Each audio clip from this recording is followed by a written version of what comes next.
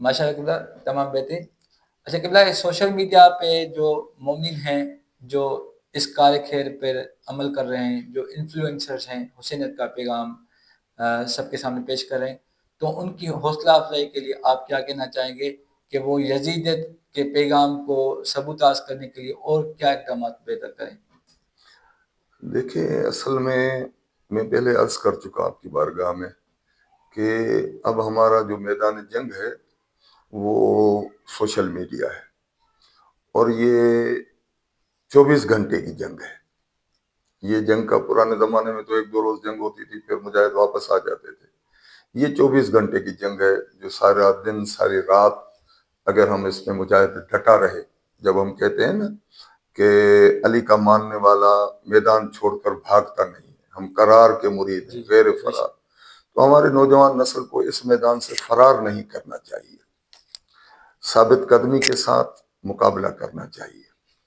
और उसके लिए अगर ये मर्द मैदान बनकर आएंगे तो उन्हें अपना मुताला बेहतर बनाना होगा, दलाइल हासिल करने होंगे। जब यहाँ पर हम देखते हैं कि हमारे समाज और मुआशरे में बिगाड़ के लोग दरपे हैं, बुरी चीज़ों को फैला रहे हैं, गंदगी की तरफ नौजवान नस्ल को राग़िब कर रहे हैं, यानी वो शैतान के नुमाइंदे बनकर काम कर रहे हैं। तो एक मोमिन नौजवान की, मोमिन मर्द और खातून की जिम्मेदारी है कि वो इमाम ज़माना के नुमाइंदे बनकर इस मैदान में कूदें, इस मैदान में मर्द मुजाहिद बनकर साबित कदमी के साथ अमल करें। सलाम है उन लोगों पर जो इस ज़माने में इतने मुश्किल हालात में घिरे हुए हैं, उसके बावजूद, यानी कोई सबब नहीं है कि हम कोई इस किस्म की बात करें, जिस तरह पहले अर्ज किया कि लोगों को मुतनफ़र करें, लोगों को इस किस्म का कोई अमल सर अंजाम दें, इस किस्म की जुबान अख्तियार करें कि लोग बजाय अहले बैत के करीब आने के दूर हो जाएं। हमें खुश अखलाकी के साथ, खुश असलूबी के साथ और अच्छी जुबान के साथ और मजबूत और मोहकम दलाइल के साथ अहले बैत के मकतब का दिफा करना है, आज़ादारी का दिफा करना है, लोगों पर तहकीक के जरिए। अब वो नारेबाजी का जमाना गुजर गया है कि हम कहें कि नहीं बस ये सही है ये गलत है। जी नहीं, दलील क्या है आपके पास? दलील का दौर है। हम वर्क भी नहीं करें, कुतुब भी नहीं करें, और औराक के आगे पीछे करके दलाइल तलाश करें। और जब अब तहकीक बहुत आसान है, फिंगर टिप्स पर है। जी, आपको कुरान की कोई आयत किस सूरे में है, किस पारे में है, सिर्फ वो क्लिक करेंगे आपके सामने आ जाएगा। तहकीक बहुत आसान है। आप लिखें कि मातम करने के दलील क्या है, आपके पास न जाने कितने दलाल आ जाएंगे। तो आप इस पर कोशिश करें, दलाइल हासिल करें और मुखालिफ की जुबान बंदी करें, दलील के साथ उसके साथ गुफ्तगू करें। जो कर रहे हैं वो उसे और बेहतर बनाएं, और इस किस्म का सिलसिला जितना ज्यादा महाज में हम डटे रहेंगे, उतना ही मकतब अहले बैत की तरक्की और तरोीज का सबब बनेगा इंशाअल्लाह। माशाल्लाह किबला। अच्छा एक सवाल कि अल्हम्दुलिल्लाह हम हुसैनी जो हैं वो इत्तेहाद बैनुल मुस्लिमीन की तरफ राग़िब हैं और मुसलमानों की बहुत कसीर तादाद वो हमारे साथ है जो आइमा अहले बैत को मानती है। किबला एक मखसूस टोला है जो वो क्या करते हैं कि सच्चों के मुकाबले में झूठों को लाते हैं। जैसे सच्चे इमाम के मुकाबले में झूठे इमाम को लाए, फिर सच्चों के जो अयाम हैं, शहादत है, विलादत है, उनके मुकाबले में आजकल इन्होंने क्या किया हुआ है कि झूठे अयाम मनाना शुरू कर दिए हैं। जैसे अब रजब का महीना है, 22 रजब होगा, तो इस तरह बहुत से दिन हैं जो वो क्या करते हैं कि मुकाबले में झूठ लाते हैं कि भाई इस दिन को हमारी मुनासबत है। फिर इस हिसाब से वो धरने रैलियां निकालते हैं। तो किबला उनका क्या एक मकसद है और हम उसको नाकाम कैसे कर सकते हैं और उसका झूठ जो है वो कैसे सबके सामने वाज़ेह कर सकते हैं? वो आपने एक शेर सुना होगा ना कि सतीजा कार रहा है अजल से ता इमरूज, शरारे बू लहबी से चराग मुस्तफवी। ये रोज अव्वल से जंग जारी है हक और बातिल की। कुछ लोग हैं जो इबलीसी लश्कर के सिपाही हैं और उसके लिए काम कर रहे हैं, उसके नुमाइंदे बनकर काम कर रहे हैं। और कुछ अपने सर तन धड़ की बाजी लगाकर और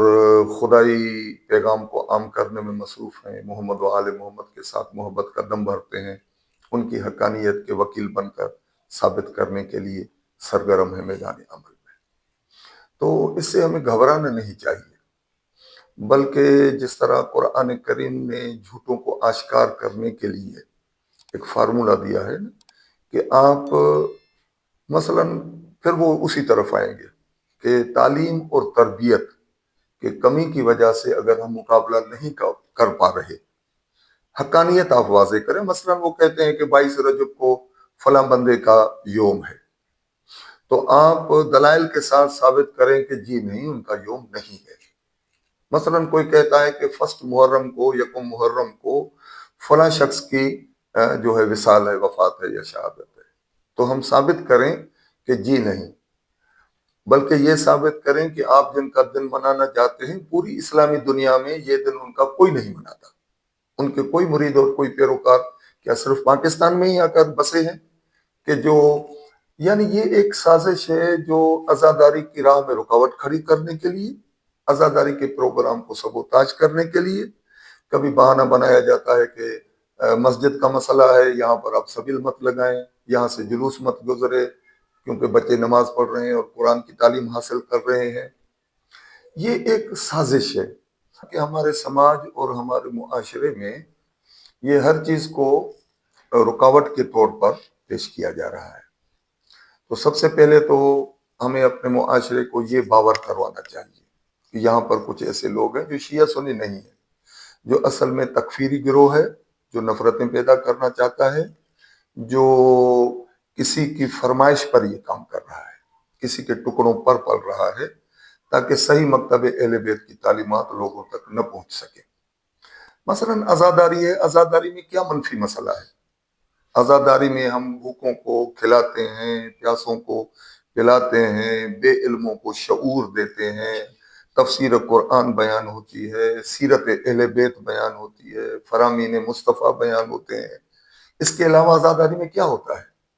عزاداری میں سوائے نیکی کی ترویج کے اور کچھ نہیں ہے۔ جو لوگ اپنا وقت برباد کرتے ہیں سیاستدانوں کے نام پر، کھلاڑیوں کے نام پر، اداکاروں کے نام پر، ناچنے گانے والوں کے نام پر، ہم انہیں کھینچ کر لے آتے ہیں تاکہ اپنا وقت وقف کریں اہل بیت کے نام پر، آل محمد کے نام پر، دین کے محافظوں کے نام پر۔ یعنی کوئی چیز منفی نہیں ہے، مگر جو دشمنان آل محمد ہیں وہ اسے نگیٹو اور منفی بنا کر پیش کرتے ہیں، اور لوگوں کے جذبات سے کھیلتے ہوئے کچھ وضعی بناوٹی دن معین کرتے ہیں کہ 22 رجب کو یہ ہوا تھا، امام صادق علیہ السلام کی نیاز مت پکائیں، 1 محرم کو فلاں کا ذکر کرو، جس طرح میں عرض کر رہا تھا کہ ان کا ذکر پوری دنیا میں کہیں نہیں ہوتا، حالانکہ ان کے کروڑوں ماننے والے ہیں جو ان کی تعلیمات کے مطابق زندگی گزار رہے ہیں، ان کے ساتھ محبت کا دم بھرتے ہیں۔ سعودی عرب اتنا بڑا اسلام کا چیمپئن ہے، وہاں بھی کسی کا 1 محرم کو دن نہیں منایا جاتا، ترکی میں دن نہیں منایا جاتا، مصر میں دن نہیں، کسی اسلامی ملک میں نہیں منایا جاتا۔ آخر پاکستان میں مسئلہ کیا ہے؟ جب لوگوں کو یہ سمجھایا جائے گا کہ پاکستان میں کچھ لوگ دوسروں کو سے ڈالر اور ریال وصول کر کے اہل بیت کے پروگرام کو سبوتاج کرنا چاہتے ہیں، آل محمد کے پیغام کی راہ میں رکاوٹیں کھڑی کرنا چاہتے ہیں، جب یہ باور کرایا جائے گا کہ 18 ذی الحج کو غدیر بہت بڑی عید ہے جہاں امت کو رہبر اور رہنما اور پیغمبر کرام اپنے بعد قیامت تک کے لیے ایک وارث عطا کر رہے ہیں، اگر ان کو نہ مانا جائے گا تو امت لاوارث ہو جائے گی، اور یہی سبب ہے کہ آج کچھ لوگ لاوارث بن کر گزار رہے ہیں، جنہیں اپنے آئمہ تک کے آپ سوشل میڈیا کھول کر دیکھیں بہت بڑے مفتی بنے پھرتے ہیں، جب کسی نے کراس کوسچن کیا کہ آپ کے امام بھلا کون سے ہیں، ان کے نام ہی بتا دو، تو 5-7 سے زیادہ نام وہ نہیں بتا سکے۔ جی جی یعنی ایک بے شک۔ مفتی ہے، وہ اپنے اماموں کے نام نہیں بیان کر سکتا، اور وہ بھی پھر مخالفت کرتا ہے کہ عید غدیر نہ مناؤ۔ عید غدیر جو پیغمبر کا ایسا حکم ہے جس کے سینکڑوں راوی ہیں، جس پر ہزاروں دلائل ہیں، مگر اس کے باوجود وہ کہتے ہیں کہ نہیں جناب 18 ذی الحج کو جو ہے نا وہ فلاں شخصیت کی شہادت تھی۔ آپ صرف پاکستان میں منانا چاہتے ہیں یا دنیا میں کہیں اور بھی ان کے ماننے والے مناتے ہیں؟ کہیں بھی نہیں مناتے۔ سب سے بڑی دلیل یہ ہے کہ جو ایام وضعی اور بناوٹی اور نقلی یہاں پر تخلیق کیے جا رہے ہیں آپ کے پاکستان کی سرزمین میں، دنیا پر کہیں موجود نہیں ہے، دنیا میں کوئی ان کا ماننے والا دنوں کو نہیں مناتا۔ جبکہ اہل بیت کا تذکرہ، عزاداری امام حسین اور آل محمد کا غم اور ان کے ایام انٹرنیشنل ہے، پوری دنیا کے ہر خطے اور ہر ملک میں صدیوں سے منائے جا رہے ہیں۔ تو کیا سبب ہے کہ یہاں پاکستان میں ہی کچھ اس قسم کے کریٹ کیے جاتے ہیں اور جھوٹ پر بنیاد رکھ کر اپنے مکتب کو بھی آگے نہیں پھیلاتے، صرف نفرتیں پھیلاتے ہیں۔ دعا ہے کہ خدا انہیں توفیق دے تاکہ وہ نفرتوں کا کاروبار نہ کریں اور سچ کا بھی اوپار کر سکیں۔ ماشاءاللہ قبلہ، اچھا، یہ ماہ مبارک رجب چل رہا ہے، تو اس حساب سے اس مہینے کی مناسبت اور مبارک دن کے حساب سے میں آپ سے سوال کرنا چاہوں گا قبلہ، ماہ رجب کے لیے آپ سامعین کو، ناظرین کو کیا پیغام دینا چاہیں گے، اور ان کو آپ کیا اعمال بولیں گے کہ یا کون سے کام ہیں جو اس ماہ رجب میں وہ کریں، اور اتحاد بین المسلمین کا تھوڑا بہت کام جشن مولود کعبہ کے حوالے سے جو کرنا چاہیں، اس سلسلے میں آپ تھوڑی آگاہی دیں۔ ماہ مبارک رجب المرجب، اس کے بعد ماہ شعبان المعظم، اور اس کے بعد پھر رمضان شریف، رمضان المبارک۔ یہ تینوں مہینے اصل میں پورے سال میں سب سے زیادہ انسان کے وجود کی تطہیر اور تزکیے کے مہینے ہیں، ماشاء بلکہ ماہ مبارک رجب سے اس تزکیے کا آغاز ہوتا ہے۔ بندہ تیاری کرتا ہے تاکہ شعبان کا استقبال کر سکے، پھر شعبان میں تیاری کرتا ہے تاکہ حقیقتاً رمضان المبارک کا استقبال کر سکے اور رمضان المبارک سے کما حقہ فیض حاصل کر سکے۔ روحانی طور پر جو بندہ خدا سے جدا ہو گیا ہے، دین سے تھوڑا پیچھے ہٹ گیا ہے، ماہ مبارک رجب کے اعمال، عبادتیں، اپنے ادعیہ اور اوراد اور وظائف کی کتابوں میں آپ کو مل جائیں گی۔ ہمارے ہاں سب سے بڑا جو ہے وہ اعمالات کا جو بہترین اہل بیت کی عطا ہے، مجموعہ ہے، وہ محدث کبیر شیخ عباس قمی رحمۃ اللہ تعالیٰ علیہ کی کتاب ہے مفاتیح الجنان۔ مفاتیح کہتے ہیں کنجیوں کو، کیز، چابیاں، جنان یعنی جنت کی چابیاں، یعنی ایسی کتاب کہ جس پر اگر اس کے بتائے گئے اعمالات اور دعاؤں اور ان چیزوں پر انسان عمل کرے تو اسے جنت کی چابی ہاتھ لگ جاتی ہے تاکہ وہ اپنے لیے جنت کے دروازے کھول سکے۔ 13 رجب المرجب کا جو سب سے بڑا ماہ مبارک کا رجب کا ایونٹ ہے وہ میلاد مسعود امیر المومنین ہے، جو کائنات کے تمام ہستیوں کی میلاد سے بالکل الگ، اور حتیٰ کہ انبیاء، ائمہ، اولیاء میں سے کسی کو اس قسم کی کوئی معجزانہ جو ولادت اور باسعادت ہے نصیب نہیں ہوئی جو امیر المومنین علی ابن ابی طالب علیہ السلام کے حصے میں آئی ہے۔ اجاگر کرنا چاہیے، لوگوں کو بتا دینا چاہیے کہ خدا کے گھر میں ولادت، جس طرح وہ شاعر نے کہا تھا، کسیرا میسر نشدیں سعادت، و کعبہ ولادت و مسجد شہادت۔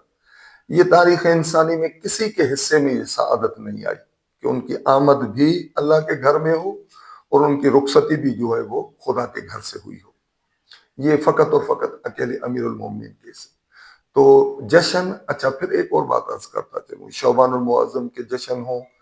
رجب المرجب کے پروگرام ہوں،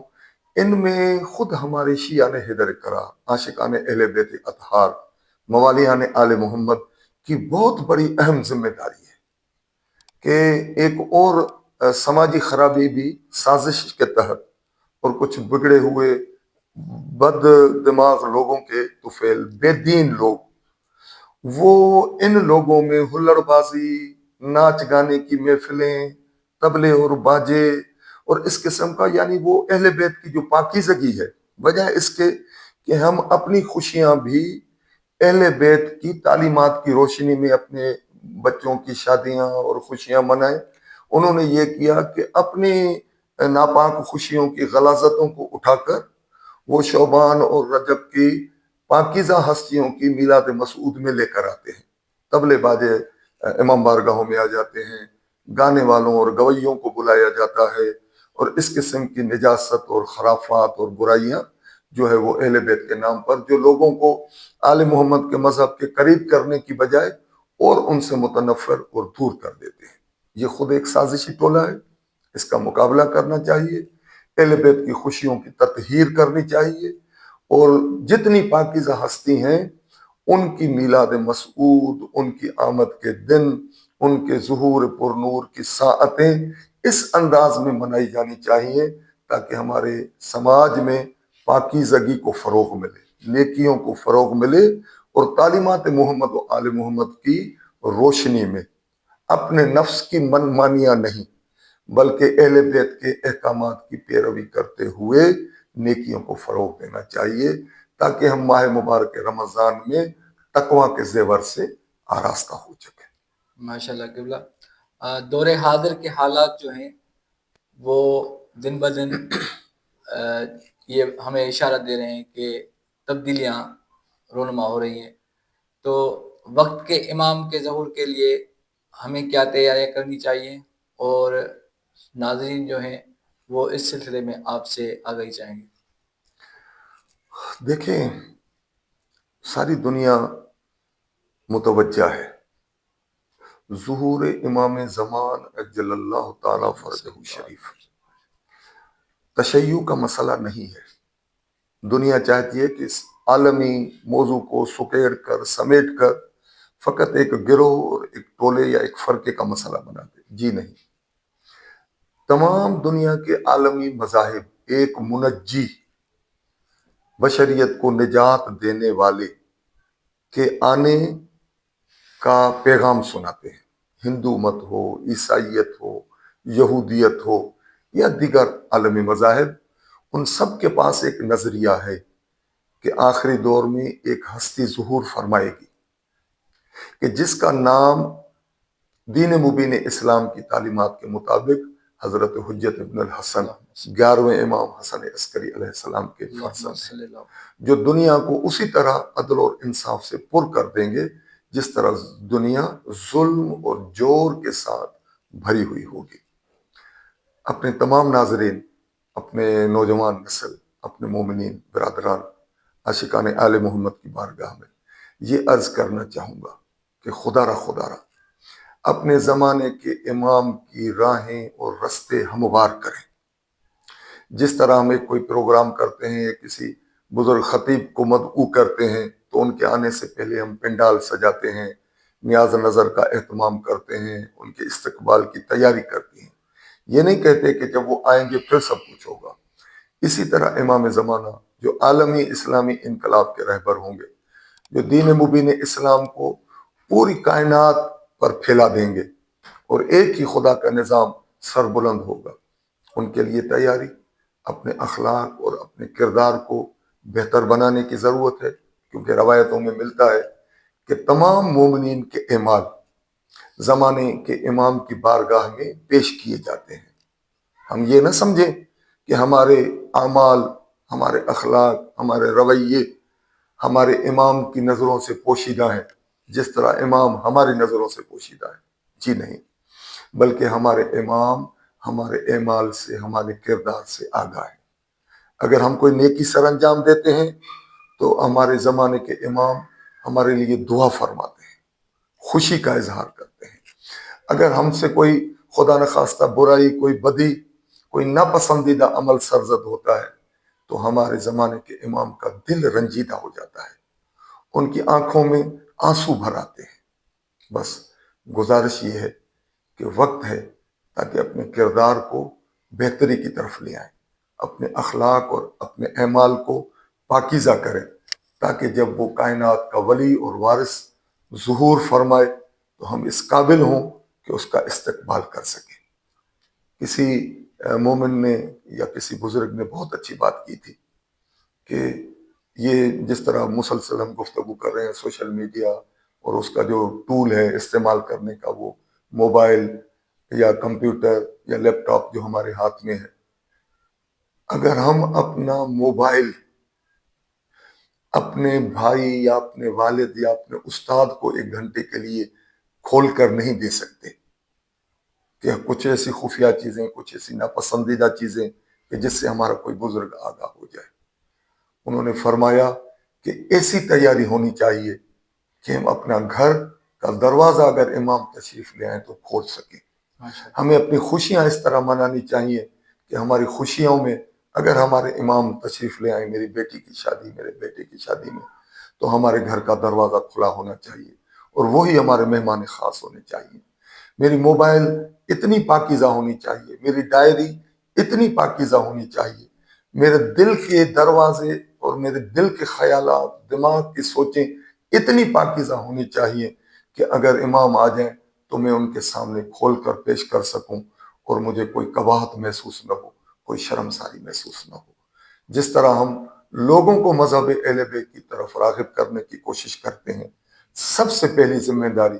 اپنے نوجوان بیٹوں کو، اپنی بیٹیوں کی بارگاہ میں یہ گزارش کروں گا کہ خدا را کسی اور کو مومن بنانے سے پہلے یہ جو 30 40 50 60 ہزار یا لاکھوں کی قیمت کا یہ جو موبائل آپ کے پاس ہے نا، پہلے اسے مولائی بنائیں، اسے مسلمان بنائیں۔ جب اس کی رنگ ٹون گونجے تو لگے کہ یہ مولائی ہے، جب اس کا وال پیپر ظاہر ہو تو نظر آئے کہ یہ کسی موبائل کے مومن کی فون ہے، تاکہ اس پر مدینہ نظر آئے، نجف نظر آئے، کربلا نظر آئے۔ یا اس کی گیلری اگر کھلے تو اس گیلری میں کربلا سجی ہوئی ہونی چاہیے، نیکیاں نظر آنی چاہیے، خوبیاں نظر آنی چاہیے۔ خدا ہم سب کو اور آپ کو توفیق عطا فرمائے تاکہ امام زمانہ کے حقیقی سپاہی بن کر ان کی راہیں اور رستے ہموار کر سکیں۔ والسلام علیکم ورحمۃ اللہ وبرکاتہ۔